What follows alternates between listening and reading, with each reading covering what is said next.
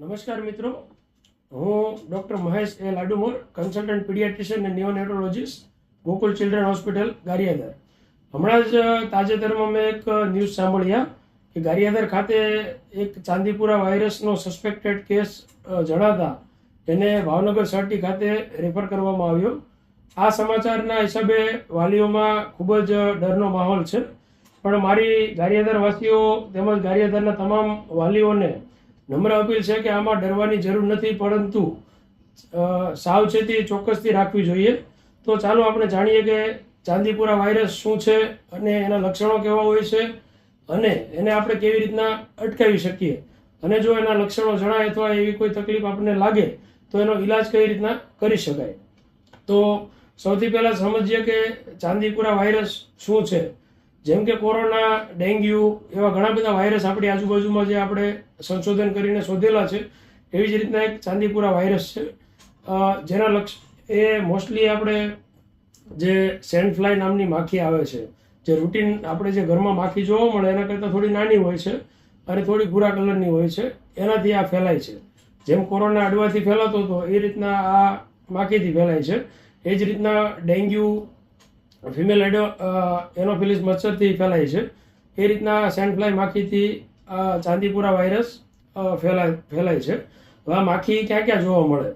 તો એ દિવાલોની તિરાડોમાં, જૂનું જે કચરો પડ્યો હોય તેમાં, બરાબર, આ બધી જગ્યાએ માખી આપણને જોવા મળતી હોય છે. અને આની અંદર લક્ષણો રૂટીન વાયરસમાં જે આપણને લક્ષણો જોવા મળે છે એ જ લક્ષણો જોવા મળે છે, પરંતુ આમાં અચાનક તાવ ભરાતો હોય છે, બાળક સુસ્ત થઈ જતું હોય છે, ખાવા પીવાનું બંધ કરી દેતું હોય છે, ઘણીવાર સામાન્ય શરદી પણ જોવા મળતી હોય છે.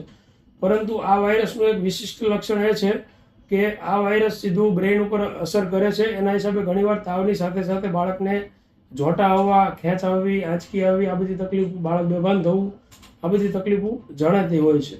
હવે આપણે આને કેવી રીતના અટકાવી શકીએ? તો સિમ્પલ વસ્તુ છે કે જ્યાં આવી માખીનો ઉપદ્રવ હોય ત્યાં આપણે દવાનો છંટકાવ કરાવીએ, અથવા તો તિરાડો પૂરી દઈએ, અથવા તો કચરો ભેગો ના થવા દઈએ, તો આપણે પહેલાં તો આ માખીને બનતી અટકાવી શકીએ. બીજું કે જો માખી આ હોય, માખીને આપણે બનતી નથી અટકાવી શકતા, તો વાયરસ આપણા બાળકને અડે નહીં એના માટે આપણે બાળકને ફૂલ સ્લીવના કપડાં પહેરાવી શકીએ, આખી બાઈનું લેંગું, આખી બાઈનું જબલું, બરાબર. અને રાત્રે સૂતી વખતે આપણે મચ્છરદાનીનો ઉપયોગ કરીએ, અથવા તો મચ્છર માટે રેપલન્ટ ક્રીમ જે આવે છે એનો ઉપયોગ કરીએ, તો એ ચોક્કસથી આપણી બાળકને માખીથી દૂર રાખી શકીએ અને વાયરસનું એક્સપોઝર થતું આપણે અટકાવી શકીએ. હવે જો આવા કોઈ લક્ષણો આપણને જણાય તો તુરંત જ તમારા બાળરોગ નિષ્ણાત ડૉક્ટરને સંપર્ક તુરંત કરવો જોઈએ.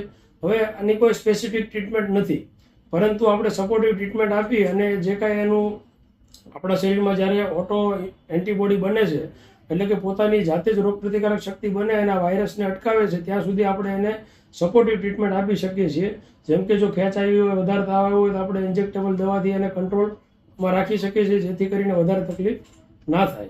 જો આ માહિતી તમને ઉપયોગી લાગી હોય તો આ વિડીયો દરેક મિત્રો સાથે શેર કરો. આમાં કોઈ પણ વસ્તુ ડરવાની જરૂર નથી, પરંતુ આવા જો લક્ષણો જણાય તો તમારા બાળકને ચોક્કસથી તમારા નજીકના બાળરોગ નિષ્ણાત પાસે લઈ જાઓ. Thank you.